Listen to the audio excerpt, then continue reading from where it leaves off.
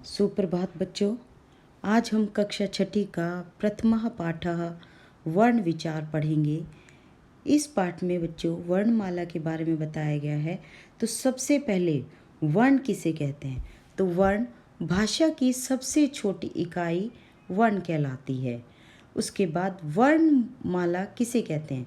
वर्णों के व्यवस्थित समूह को वर्णमाला कहते हैं। वर्णमाला के दो प्रकार होते हैं, स्वराह और व्यंजनानी। स्वरों की संख्या 13 और व्यंजनानी 33 होते हैं। तो स्वर किसे कहते हैं?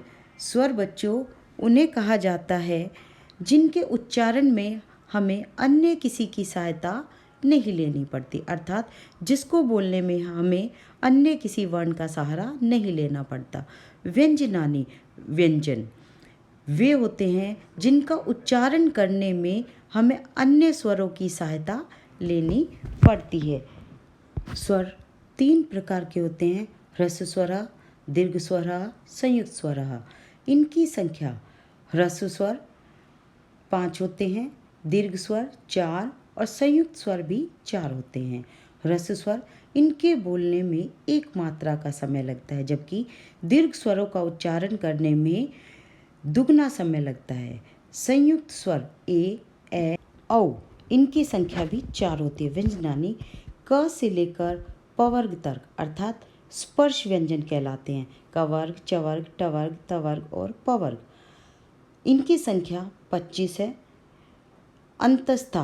अंतस्था अर्थात इनके उच्चारण में जीभ मुख के किसी भी विशेष भाग के निकट तो आती है किंतु उसे स्पर्श नहीं करती, इसलिए इन्हें अंतस्था कहा जाता है। उष्माणः इनके उच्चारण में श्वास वायु मुंह से रगड़ खाती हुई बाहर निकलती है, अर्थात गर्मी पैदा होती है, इसलिए इन्हें उष्माणा कहा जाता है। इनकी संख्या भी 4 है। हल चिन्ह यदि हम क का उच्चारण करेंगे तो क के साथ अ की ध्वनि भी निकलेगी, अर्थात अन्य व्यंजनों का उच्चारण करने में स्वरों की सहायता लेनी पड़ती है। जैसे क हलंत प्लस अ मिलकर बना क हलंत प्लस आ मिलकर बना का। किसी भी व्यंजन में अ या आ स्वर जुड़ने से उसके नीचे जो हलंत लगा होता है उसका लोप हो जाता है। स्वर और व्यंजन के अतिरिक्त संस्कृत भाषा में 2 और भी ध्वनियाँ हैं जिन्हें हम अयोगवाह कहते हैं। अनुस्वार नासिका से निकलने वाली ध्वनि है, जबकि विसर्ग का प्रयोग ह की तरह किया जाता है। अब आता है वर्ण संयोग। संयोजन का अर्थ है मिलाना।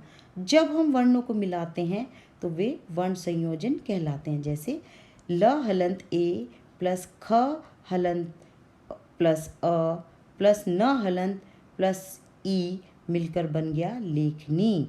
वर्ण विन्यास, विन्यास का अर्थ है अलग करना, इसे हम वर्ण विच्छेद भी कहते हैं। जैसे एक शब्द दिया हुआ है, अब अगर हम इस शब्द का विच्छेद करते हैं तो इसका विच्छेद होगा क हलंत प्लस अ प्लस म हलंत प्लस अ प्लस ल हलंत प्लस अ प्लस म हलंत, अर्थात कमलम। आज आपने इस पाठ में वर्ण संयोग, वर्ण विन्यास अर्थात वर्ण विच्छेद और वर्णमाला के बारे में पढ़ा। तो अगली वीडियो में हम दूसरा पाठ पढ़ेंगे। तब तक के लिए धन्यवाद।